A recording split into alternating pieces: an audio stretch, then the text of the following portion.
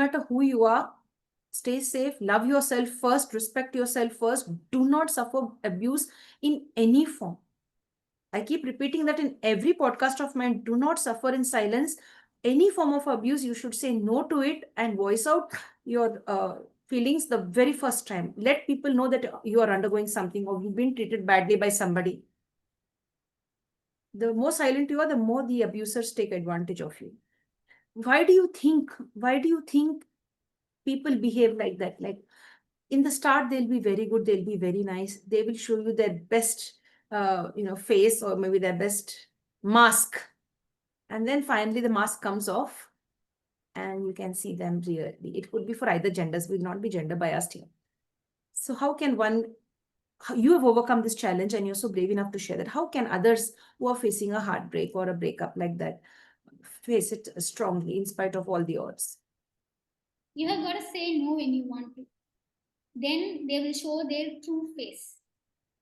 I was, like kind of went submissive because some astrology uncle said that that this is the phase your life partner is going to come into your life and all that. They did a high level reading and mine was never high level. I'm always intense in every way. And so like not listening to my intuition but somebody else, that was a mistake from my end. So I went in all submissive as well, trusting. I wanted to trust, I wanted to experiment, like I wanted to get into a marriage, and that person seemed to be so aligned and said all the, like answers which seemed to be very compatible. And I believe the best I did that, I was truthful the entire time as much as possible. Even while being submissive to a certain extent, I was truthful, or at least after like 2, 3 attempts, I come back and say, like, I'm not comfortable with this really. And only after that, when I really started opening up, I told you, right, from here I went to, like Pune. It is not that that person is entirely bad. We should be very careful about that. It is just that that person doesn't have awareness or understanding in ways I do. So that was completely incompatible. He didn't have intentions to hurt me or anything, but he was not happy in himself, to be honest. He was like so intelligent and so good in many, many, many, many ways. I fell for all of that. But what made me come out of that relationship is that there was so much of incompatibility in ways we express our talents, and it did not work out. And like I was for so long, I was thinking, like, what other person will think of this, what he will think about this or something. It is not my responsibility to make that person happy, right? My happiness is my responsibility. His happiness is his responsibility. So when I started, like when I started getting those doubts, okay, this person wanted love, and he created that best first impression so that I would be in the relationship, so committed to him. And when I got to that extent, I started seeing his pain, because I can analyze that very well. I read human behaviors, and he was possibly able to see that. And maybe he was like, oh, she's starting to notice the bad things about me. Maybe he got hurt by that. And I am not this person who can sugarcoat and polish everything. I say everything straightforward. I don't really care about what others think. I don't wear makeup. I won't do my hair. I am comfortable the way I am. So I think there was, like some incompatibilities with these kind of things. So when I started saying no, the truth started coming out. And the person who was like appreciating me, admiring me all the time, giving me so much attention in those initial 45 days, everything went opposite. And I was constantly, I felt very criticized. I felt that I was manipulated in many ways. And I even shared all those stuff. Like, you say one thing at that time, you're saying this thing at this time. This is confusing me. I need clarity. Please communicate to me. And I was like seeking the attention that I deserve. And I asked for it. I didn't get it. So at a point, I was like, we need to communicate, or else the conflicts, hurts that is being exchanged. I don't have any intention to hurt, and he doesn't as well. But him believing that, like, working for corporate, or like doing all that grooming for the physical appearance stuff. It was just not compatible, and I can't mask myself again and again and again. I overcame that from my mom to a great extent. I can't get into that again. I have healed myself, right? So I started saying no, and at a point when I strongly said no, either there has to be a compatibility, commitment, or else going to be no, it went no.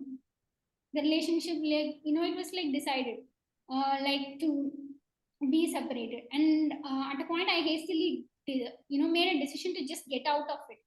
But then on the day I decided that, that was during January, the next day I got severe chest pain. Severe chest pain that I didn't share about it to anyone until that, like healer I'm working with recently. You are like the second person I'm saying this to. And I didn't even tell that to him as well. So I felt like, okay, my body is signaling me. Maybe I'm not focusing on the good. So I went back to him. I tried to make it work again. Again, it did not work out. Things went further horrible, and I felt horrible. And I definitely decided at a point I don't deserve this, and I came out of that. And now I feel so freer. Like, there is, I don't feel constantly criticized or looked down, or like, like fearing about how one person is thinking about my post or words. Now I feel free. Now I feel peaceful. I'm breathing. But those 5 months, I felt like I was lured into a punishment. And I'm grateful I'm out of that. And I'm very sure now that I will definitely not settle for anything less than what I deserve. And I'm going to say no from very beginning in any relationship that I'm going to be part of. Yes, dear. I really like the last sentence which you shared. At the start itself, say no. The moment you keep bending, yeah, it's just only this little one, this small thing I shall do to make him or her happy, that will continue. And then you will be always sacrificing, and the other one will always be demanding and commanding and making you sacrifice till your last breath. So I'm really proud of you, Shivaranjani. I wish I had all of this that you have now at the age of 31. I wish I had it at that age when I was of your age, to be strong and to stand up for yourself and to fight against the things that don't suit you or don't apply to your thoughts and your view of life, right? You need guts, and I'm really proud of you. And I would love all the youngsters out there, irrespective of age, class, caste, gender, geographical locations, to learn something from Shivaranjani, to be brave and bold. Don't care what the society says. They will say, if you do good also, they will say. If you do bad also, they will say. If you don't do anything also, they will say. And if you've been the best person on the world also, they're going to somehow point out fingers to you. So live your life. It's a short journey, right? It's a very, very small journey life. Enjoy it to the fullest. Lots of love to you, Shivaranjani. We look forward to many more interactions with you. Is there anything else you would love to share before we sum up the session? You're most welcome to share, dear. Yeah, so I would say you teach others how they treat you. So if you're not comfortable, communicate, make steps to make yourself comfortable in your life, because your happiness is your responsibility. Excellent, excellent. I really love this. So, with this, my dear friends, we'd like to thank our celebrity guest for today.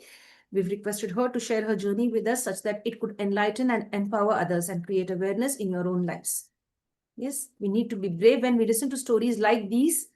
We could relate our own story to that, and we can jump out of that. If Shivaranjani could come out of that trauma of different kinds at the workplace and her own family as a little young girl, as an adult child as well, and in a relationship as well, she's been bold and courageous enough to stand up for herself, to understand what is right and wrong and what is good for herself, right? So one thing we'll sum up the session with you. I really love this. If they treat you good, treat them good. If they show you who they are, you show them who you are. That's it. Do not bend down. Do not become a doormat. If you become a doormat once, they will keep on making you a doormat in all situations. As far as I know, and from experience, I'm sharing that. Thank you so much, Shivaranjani. God bless you. More power to you. And I would love many of them to connect with you, dear, because I'm sure that you will enable them to heal in the right way. Talking to you was therapeutic for me as well. Many, many thanks. Thank you too. Thank you, dear. So, dear friends, learn this from Shivaranjani, to be open and to be vocal. Voice out what is within you. Don't keep it hidden, or don't keep it buried in your chest or buried in your heart and mind. Let it out. Free yourself and live a beautiful life. If you like what the International Fab Talk team is doing, stay connected with us. Like, comment, subscribe, and share to the International Fab Talks. If you would love to be a part of our journey, you're most welcome to be a part of our journey. You can get our details in the description when we share this video. And of course, make this world a beautiful place with your presence. Do not spend a single day being sad or crying for no reason at all. Jump up, rise up, and fly like a phoenix, right? Thank you so much, dear. God bless. Thank you too. Thanks, dear.